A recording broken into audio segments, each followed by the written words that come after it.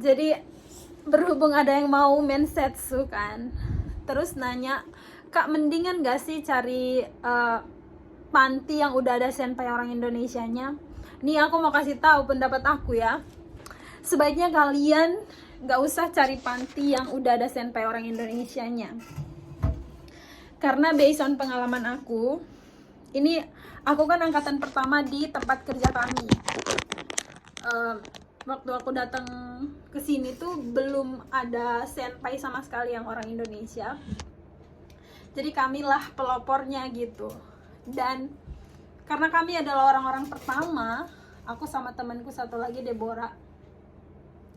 Jadi kita bener-bener mulai dari awal, kita nggak dibandingin sama siapapun. Dan kita jadinya bener-bener baru banget karena nggak bisa ngandelin orang Indonesia yang lain, nggak ada senpai kan. Nah sekarang seiring waktu berjalan, karena kerjaan kita bagus, jadi Kak Isha minta nambah terus orang Indonesianya. Sekarang di tempat kerja kita orang Indonesia udah jadi ber-12. Dan aku mau bilang kenapa nggak enak kalau misalkan kalian itu cari panti yang udah ada senpai orang Indonesianya. Satu, kalian jadinya ngerasa nggak apa-apa lah udah ada senpai. Punya mindset kayak gitu aja tuh udah salah banget, karena ujung-ujungnya kayak jiwa kalian untuk berjuang banget tuh akan berkurang dengan dalih udah ada senpai, kalau nggak tahu bisa nanya. Aku angkatan pertama di tempat kerja aku ya, kalau nggak tahu tuh lu harus cari tahu.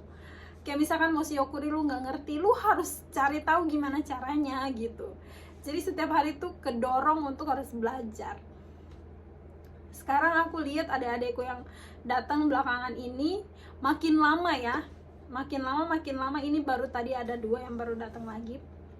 Makin lama tuh ini semangat belajarnya tuh pengen cari tahu, pengen harus bisa, itu makin lama makin berkurang. Dan bahasa Jepangnya juga makin lama makin gak kelatih. Karena apa? Ya kebanyakan kalau sekarang tuh di tempat kerja kami, setengah dari shokuing atau staff itu udah orang Indonesia. Jadi pas kita lagi mentok ngomong Jepang, ya udah kita ngomongnya bahasa Indonesia. Kalau kita ngegosip nggak apa itu bahasa Indonesia. Dan itu sangat mematikan keinginan untuk ngafalin kotoba baru setiap hari. Karena toh nanti kalau mentok ngomong tinggal tanya aja kakak-kakaknya gitu.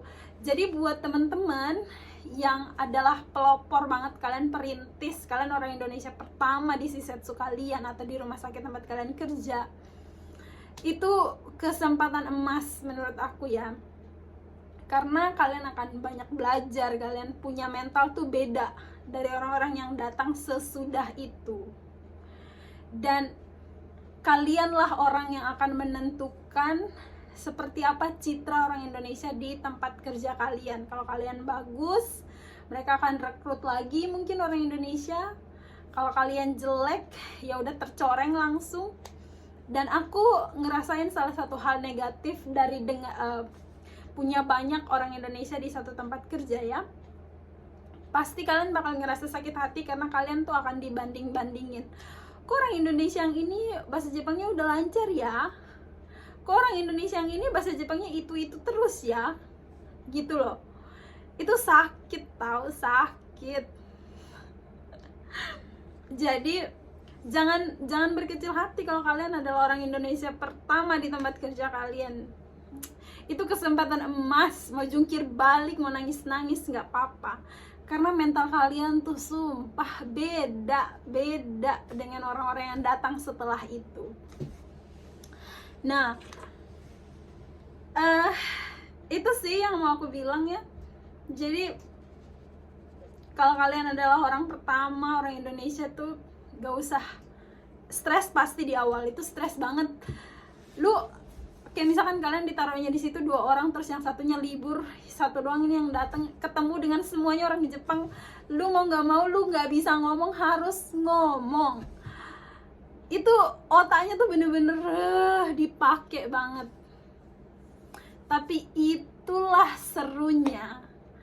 Kalau misalkan kalian angkatan kedua, ketiga di tempat kerja kalian yang udah banyak senpai orang Indonesia, menurut aku udah nggak segambaru itu, karena yang membuka jalan udah ada di depan gitu.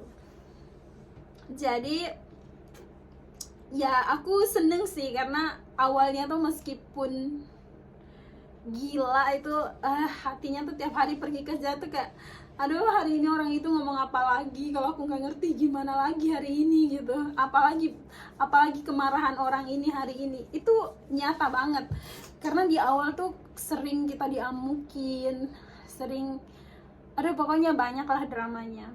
Sekarang aja udah berkurang, udah nggak kedengaran lagi orang yang marah-marahnya sampai yang bener-bener kupingnya dengarnya aja udah panas gitu.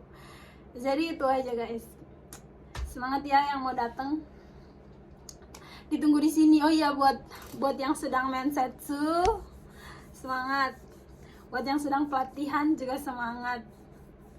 Kerja ke Jepang itu jangan dilihat dari segi apa ya, kibisinya mulu dong.